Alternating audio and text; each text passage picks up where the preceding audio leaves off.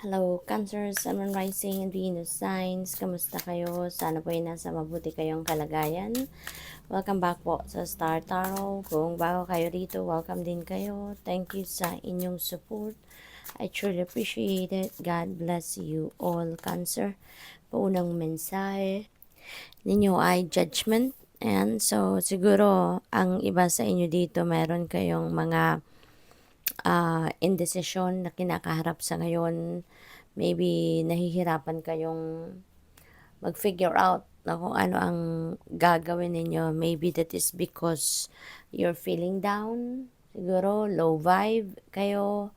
Maaring ganon. Maybe there is some guilt na nararamdaman ang iba sa inyo. Kaya siguro yun ang isa sa mga dahilan kung bakit hindi ninyo mabuo sa isip ninyo ngayon or sa loob ninyo kung ano yung mabuting desisyon na gagawin ninyo, no?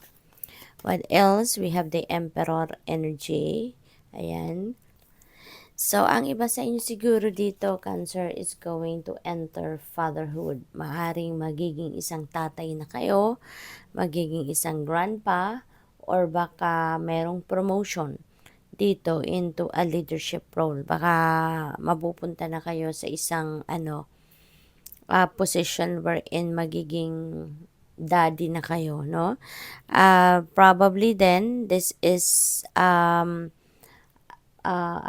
promotion siguro. Magiging mas mataas na ngayon yung ang inyong posisyon sa trabaho. Pwede rin na hindi ito leadership role, pwede rin na leadership role ang may bibigay sa inyo sa ngayon.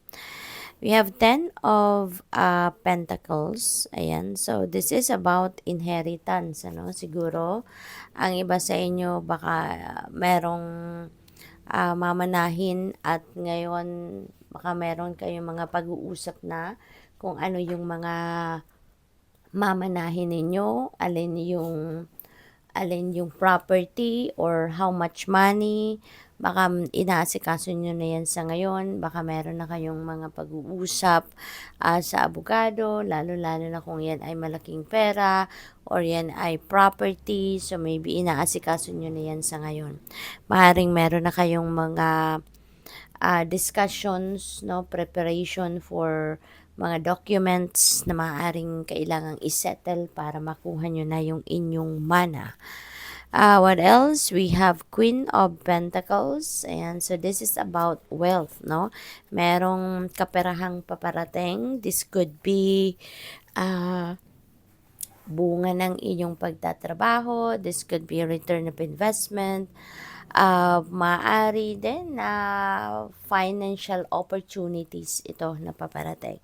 Maaring merong paparating na oportunidad, pangkaperahan, maaring negosyo, baka merong mga bagong business offers, maaring offer sa trabaho, sa career, or baka offer ito sa investment, no? So, maaaring ganon ang sitwasyon dito for some of you.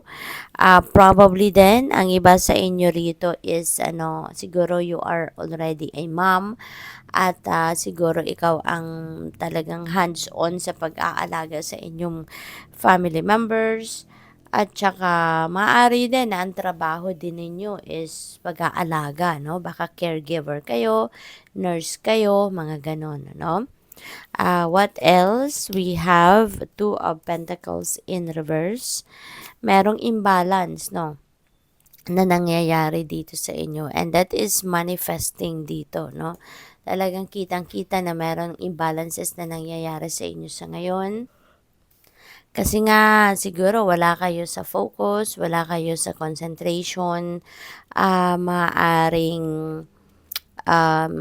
may mga discomfort kayo, no? Baka mentally troubled kayo, kaya merong gumugulo sa isip ninyo, merong nagbabother sa inyo, no? Then that is manifestation of imbalance.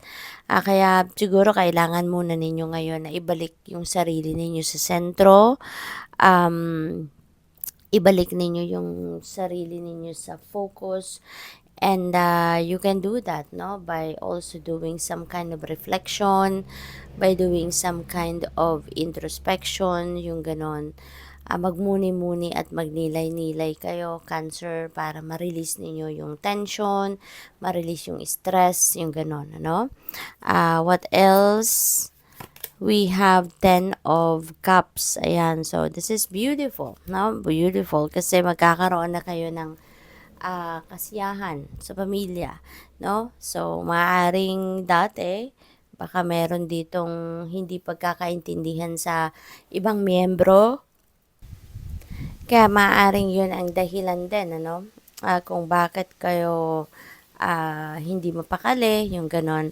So, ngayon, there could be an energy shift, no? So, siguro, makakapagnilay-nilay na kayo, magkakaroon na kayo ng panahon para mag-isip-isip, no? Kaya, unti-unti magiging maayos ang lahat. Unti-unti magiging maayos ang inyong pakiramdam, and that will result to a happy family. 'Di ba? Magiging masaya ka, magiging stable ang relationship ninyo, magiging kalmado ka na, makakapag-isip ka na ng maayos. So, therefore, maaasikaso mo ng maigi, no, ang inyong pamilya.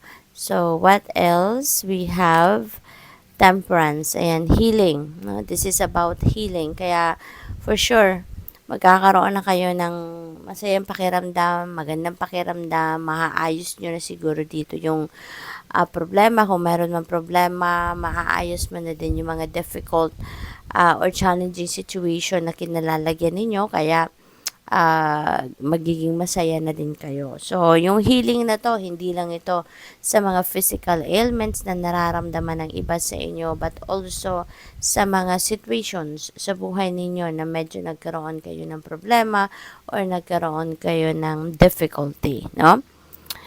What else? We have Nine of Swords in reverse. Ayan. So, this is good, no? Talaga magkakaroon na nga kayo ng energy shift dito.